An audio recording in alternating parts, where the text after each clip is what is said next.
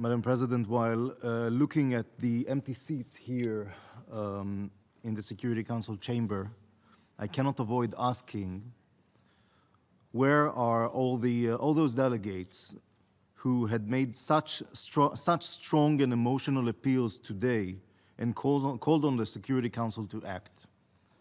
Why couldn't the delegates from Kuwait, from Indonesia, from Namibia, from Senegal, and also from Iceland sit here and follow this debate until the end of it?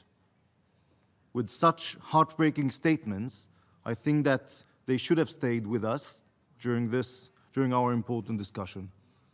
Madam President, in her remarks earlier, the Lebanese delegate quoted from different UN reports, and I think that I would expect the Lebanese delegate to first read the recent Secretary General reports on the implementation of Security Council resolutions 1559 and 1701. Perhaps Lebanon should consider toning down its rhetoric and turning up the heat on Hezbollah's terrorist activities. Hezbollah has built an arsenal of 120,000 rockets with the kind help of Iran, who just made another statement here, these rockets are located inside populated areas in southern Lebanon, as well as all over Lebanon, the Lebanese territory. While operating within population and directing attacks against civilian population in my country, Hezbollah is committing a double war crime. But I must say that I was once again touched to hear the representative of Lebanon show such an interest in Palestinian rights. Though I would suggest that instead of making empty words here, her government should take a look at the Palestinian refugee camps throughout Lebanon, where Palestinians are kept in some of the worst conditions in the region. They are subjected to violence, discrimination, oppression, and marginalization from every sector of society.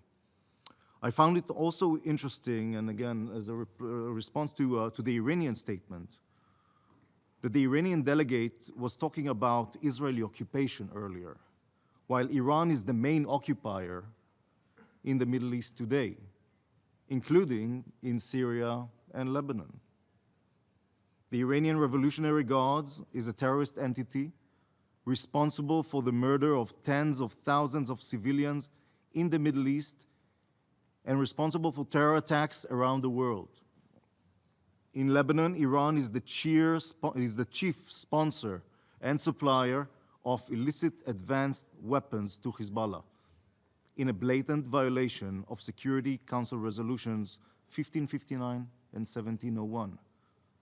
Iran is in violation of these Security Council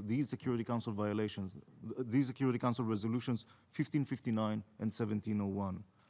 Iran and its proxies, be it the Assad regime, Hezbollah, Hamas, and the Palestinian Islamic Jihad, are a threat to international peace and security.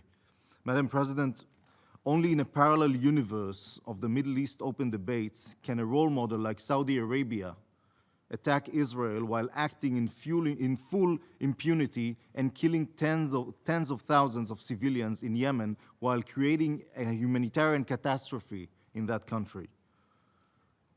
But it is very easy for Saudi Arabia to focus on the situation in my country and echo empty concerns for human rights while hiding the fact that, for example, today, Saudi Arabia carried out its first barbaric execution after a pause for Ramadan by beheading one of its citizens. The latest beheading today brings us to 103 executions in Saudi Arabia only this year, a sharp increase on the 87 recorded executions during the whole year of 2014. With regard to the lengthy conspiracy theories that we heard earlier from the delegate of Venezuela, I understand that the same culture of conspiracy is also used for daily and systematic persecution of political activists and opposition in Venezuela.